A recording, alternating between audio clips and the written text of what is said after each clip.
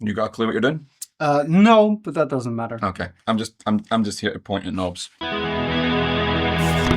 42 Key Street 7. Hey, how you getting on? Today on my Imposter Syndrome Diary, I'm sat next to Colin Scott, so there'll be somebody in my videos that actually knows what he's doing. Hopefully. And I'm at Gear Street 7, and it's not just my last day, it's my last hour. And I haven't tried these orange amps yet, and I've been wanting to try the Dark Tour for a while, and you gotta make hay when the sun shines. So, and yeah, I did a video earlier on about the with the Game Baby and the Jewel Baby, and I couldn't find this one, the Tour Baby. I don't know this one yet, so Colin might be able to guide me through that one. Yeah. Well, just like the other baby amps that you experienced, they're all solid state, 100 watts. You know, it's got the effects loop in the back, the XLR line out. All of those features are common between all of them. But the Tour Baby gives us a nice clean channel with a built-in compressor.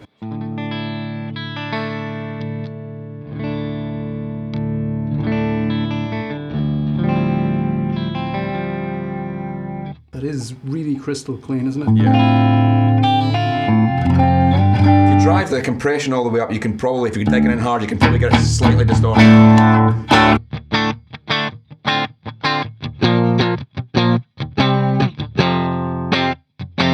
Oh, the light pops up. Yeah, every time. So Sorry. you can see when the compressor's kicking in and bringing that top level down, you can see it on the LED. So if I had more output on this guitar, I'm not sure if this is a rail humbucker or if it's a single Looks coil. like it. Yeah. But if I had hotter pickups, it'll probably light up a bit more. Yeah.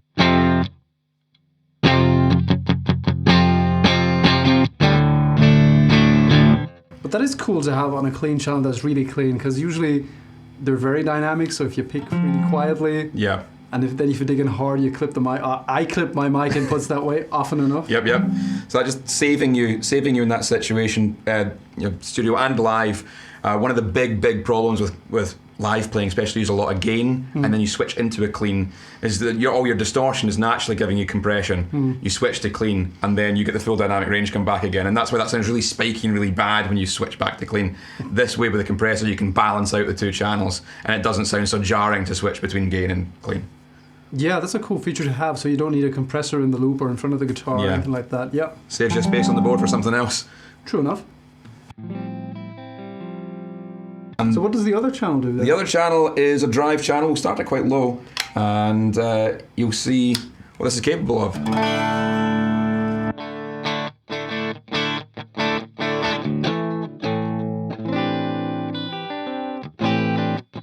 it kind of starts where the other one stops, right? Yeah, it gives you that crunchy little bit of over the top, pushing it into a little bit of crunch.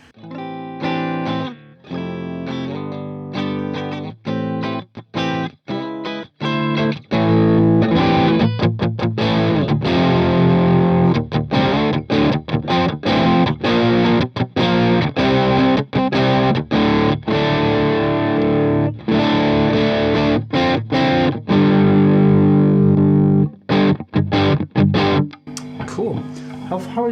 How high is the gain now? That's about 3/4 of the way up. Okay.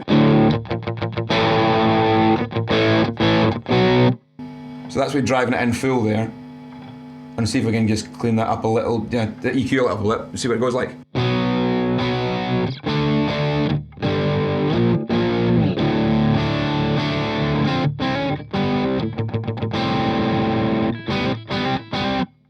Cool. So it's going to get that. It's not similar to what the Orange Super Crush or maybe a bit of a rock reverb kind of thing. You can get quite saturated with it. If you get higher output pickups, big humbuckers, then you can push it a bit chunkier as well. So I've stolen a Green Wonder overdrive from Mad Professor.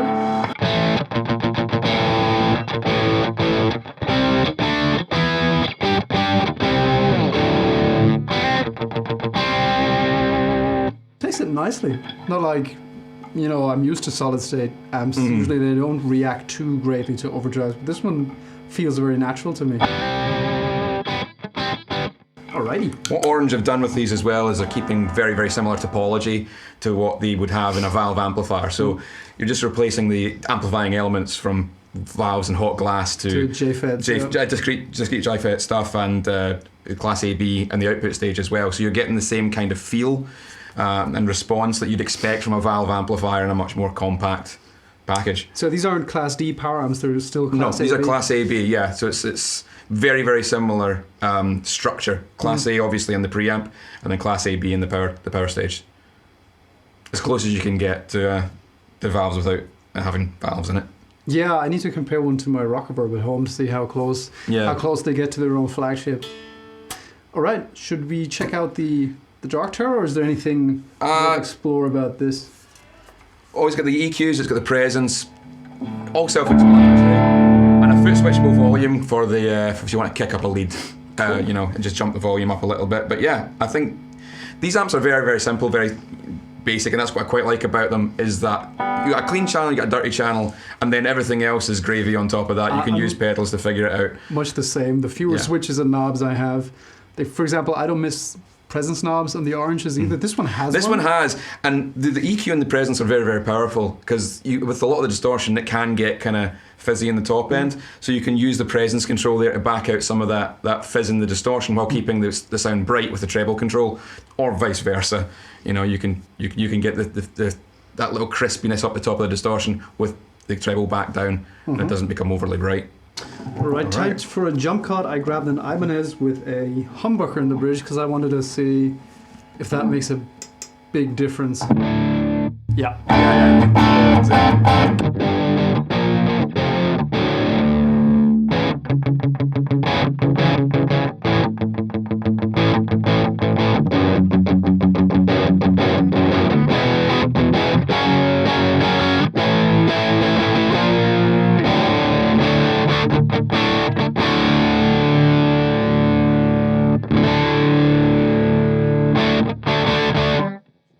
Channel one more time. Clean I'd like channel, to see absolutely. if the compressor kicks in earlier now.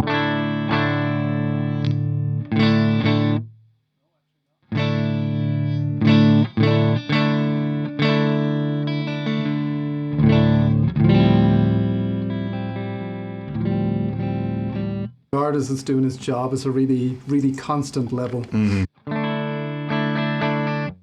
Okay, I've been dying to try the Dark Terror for years, so I'm just going to use the amp switch. That switcher, and that should get us in there. Yep.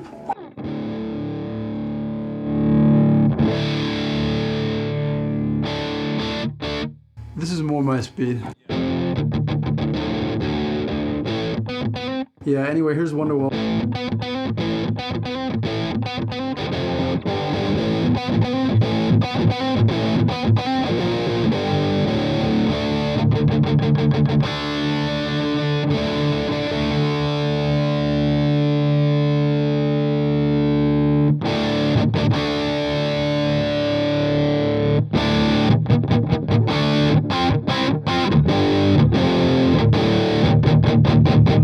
Yeah, I feel much more at home on this. This is a lot of fun. It's been a little while since I've had a shot of the Dark Terror, but I do remember enjoying it very much, and it's just got that, well, it's like a classic orange kind of really fizzy distortion, but can get very aggressive, and yeah, I love little lunchbox amps with a low wattage thing.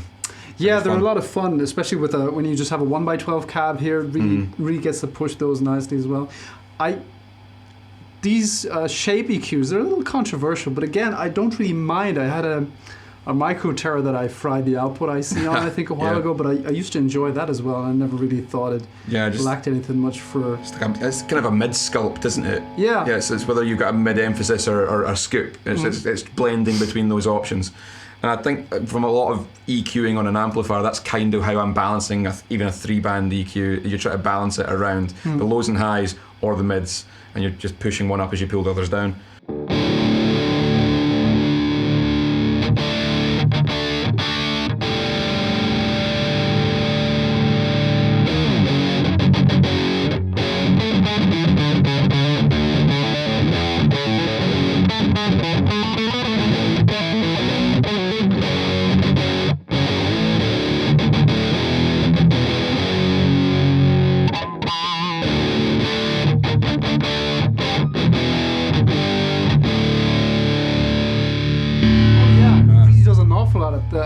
Right at the end of that.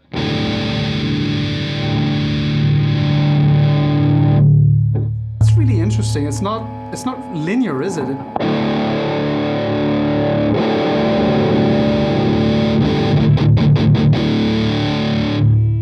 maybe it is. Little hot spots where it gets a Yeah. lot of difference. Yeah, it's changing all the way through, but there's certain points where it makes a real big Really difference to the game kicks- structure. kind of Yeah. Almost falls over. Yeah, it just kind of jumps over a point. You're right. And that's the gain only half up. Like how nasty does it get? I mean- oh no, the volume. Sorry. The volume, yeah, How yeah, high yeah. was the gain? Yeah, the gain was around about 3/4 of the way up. We can bring it back, and it does get clean. Yeah.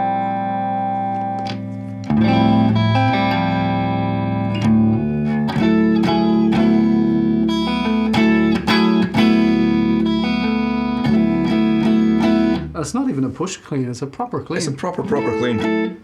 But you can really tell the difference between this and the Tour Baby in the terms of the tightness and the headroom response. And with 100 watts and the solid state to play with, you're getting real fast reaction, whereas this is a lot looser. Yeah. And the way that it works, both at the cleans and the drive settings, you're just feeling it bloom a little bit more. Yes. And its sound. Cool. So to combat that, when I'd have the gain up, I'd use the overdrive.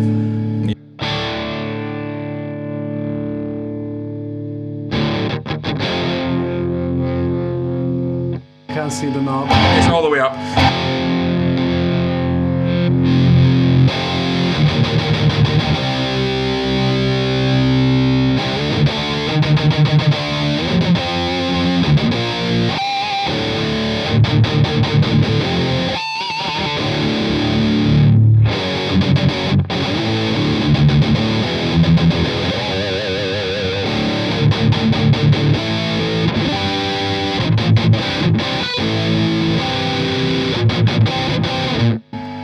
I like that. That's, When I was using them, I don't think I ever used them without some sort of tube screamer in front. Yeah. It kind of needs that just to focus it all in tight now. but it works. That's a perfectly good modern tone. It doesn't, at least in the room, it doesn't sound sludgy to me at all. Yeah. It sounds tight and modern. That's a lot of fun.